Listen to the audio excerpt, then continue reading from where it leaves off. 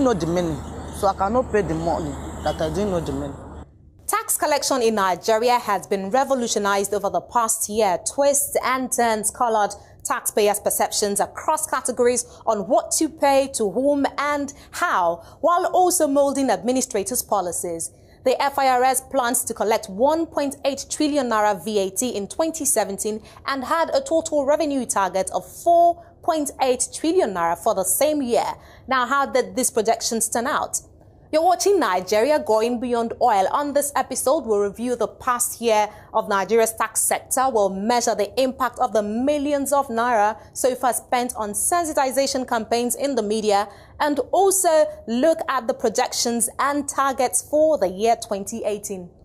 With the coming of a government administration which promised to revamp what it described as a nearly comatose economy, also came the mandate for Nigeria's tax administrator, the Federal Inland Revenue Service, to commit to an overhaul of the country's tax sector.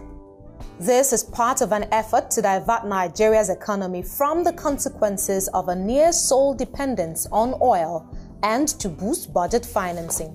Described by experts as revolutionary, strategies adopted by the FIRS in 2017 included the upgrade of tax payment processes from manual to electronic. This was done by introducing 6 online payment services designed to give ease, speed, and transparency. Typically, people are used to the total coverage and redundancy between our main headquarters, our data center, primary data center, and our disaster recovery center.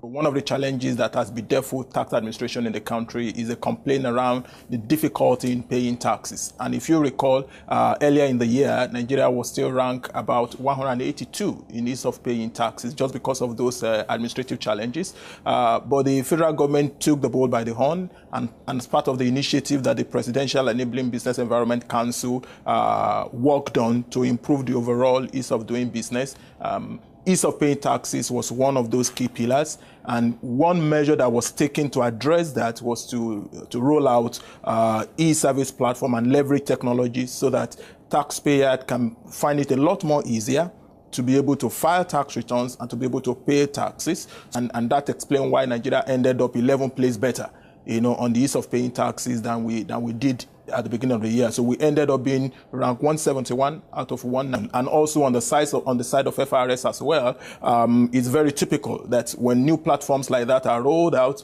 you only configure it for a particular size of audience. And as these things grows, you continue to expand the infrastructure, and all of that. But also quite connected with that is also knowledge and information. So when these services were rolled out, it only got known by just a handful of few, and it took considerable amount of communication and intensification of campaigns for this information to be rolled across to a larger audience. And I'm still expecting that in 2018, we need to intensify this, because we will be fooling ourselves if we assume that all of the taxpayers are already familiar. And that's the whole essence of what is happening. And implementation in November 2017, VAIDS had collected personal data of more than 5 million corporate organizations and individuals across the country.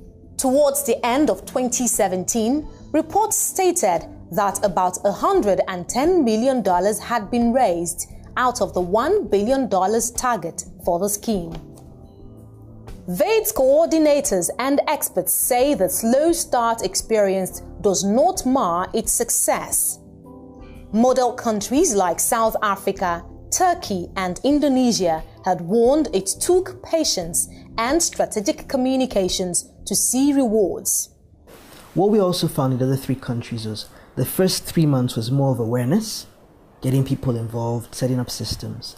The next 3 months was more of ramping up activities, looking at where you are, taking stock. In the last 3 months, a lot of people now feel, okay, Christy has filed, should I file? Okay, I'm going to file. And then there was this last minute rush at the end. The scheme was launched because the federal government, chaired by the tax authority, realized that the gap for compliance is too wide, or non-compliance, if you like. So the percentage of tax registered individual is said to be maybe 1 out of every 5. eligible taxpayers within the country. So, and the capacity of the Revenue Authority to go in chase of over 60 million potential taxpayers is limited. So what the government did is to open up its doors and allow everybody to come in and embrace a scheme that waives interest and penalty and provides some significant amount of benefit in terms of a waiver of audit and provision of immunity, and all of that. So we've seen quite an interesting turnout, maybe not at the pace I will expect.